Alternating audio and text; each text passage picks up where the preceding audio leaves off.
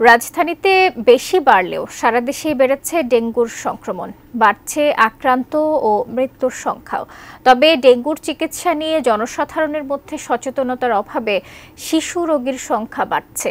হাসপাতালে শিশুরা পৌঁছে বেশিরভাগ ক্ষেত্রে যখন কিছু করার থাকে না। আর জানাচ্ছেন নাজিয়া আফরিন।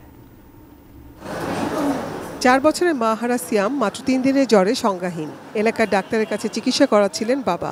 প্রয়োজনের তুলনায় বেশি স্যালাইন শরীরে যাওয়ায় পেট ও চোখে মুখে পানি চলে এসেছে ছেলেটির। ফার্মেসি ওনারা বলছে যে আমরা চিকিৎসা করি, এটা ভালো হবে, বাসায় ভালো হবে। পরে স্যালাইন দিছে, স্যালাইন দেওয়ার পরে বাচ্চা দিনে দিনে আরও খারাপ হয়ে যাচ্ছে। বাচ্চার চোখ মুখ ফুলে গেছে, পেটের মধ্যে স্যালাইন সবটি যা জমা হয়েছে। সিয়ামের অভিভাবকের মতো অনেকেরই ডেঙ্গু সম্পর্কে পরিষ্কার ধারণা নেই, তাই জ্বর সেরে গেলেও আশঙ্কা কমে না। চিকিৎসকরা বলছেন, ডেঙ্গুর এই পিক টাইমে যে কোনো সাধারণ জ্বর হলেই নিকটস্থ সরকারি হাসপাতালে চিকিৎসা করাতে হবে। কোনো অনির্ভরযোগ্য প্রাইভেট কিংবা ফার্মেসিতে চিকিৎসা নেওয়া যাবে না। ডেঙ্গুতে যেমন পানি শূন্যতা বা ডিহাইড্রেশন বা বিপি কমে যাওয়া একটা বড় থ্রেট বা চ্যালেঞ্জ, সেরকমই ঠিক 5-6 দিন পরে এই ফ্লুইডগুলো যখন আবার আমাদের রক্তনালীতে প্রবেশ করে, তখন ফ্লুইড ওভারলোড বলি আমরা, যে ক্ষেত্রে দেখা যায় যে একটা হার্টের উপরে চাপ পড়া, শরীরের মধ্যে পানি বেড়ে যাওয়া, চোখ মুখ ফুলে যাওয়া, এই ধরনের চ্যালেঞ্জটাও কিন্তু ডেঙ্গুর জন্য খুবই কমন।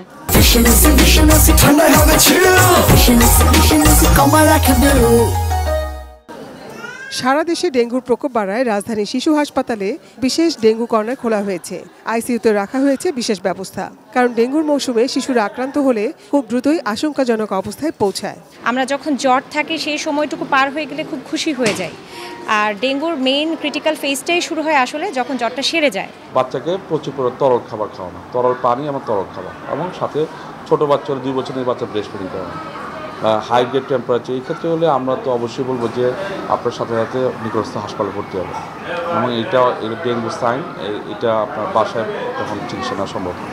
স্বাস্থ্য অধিদপ্তর বলছে, সারা দেশের হাসপাতালেই ডেঙ্গু চিকিৎসার জন্য আলাদা কর্নার খোলা হয়েছে, রাখা হয়েছে ফ্লুইডের ব্যবস্থাও। ঢাকার মৃত্যুগুলো আজকে আসছে, কালকে মারা যাচ্ছে। ঢাকাতে আমরা চিকিৎসা করার কোনো সময় পাচ্ছি না। সবগুলো রুগীকে ঢাকা থেকে 1 থেকে 2 থেকে 3 দিন এর বেশি আমরা সুযোগ পাচ্ছি না। তার মানে কি, রুগীগুলো ক্রিটিক্যাল অবস্থাতেই ঢাকাতে আসছে। প্রত্যেক জায়গায় সর্বোচ্চ পর্যায়ে আমাদের ডেঙ্গির বেড আছে, এবং ডেঙ্গির প্রশিক্ষণ কিন্তু আমরা বেসরকারি হাসপাতালগুলোতেও দিয়েছি। Nazia Afrin, ATN news, Dhaka.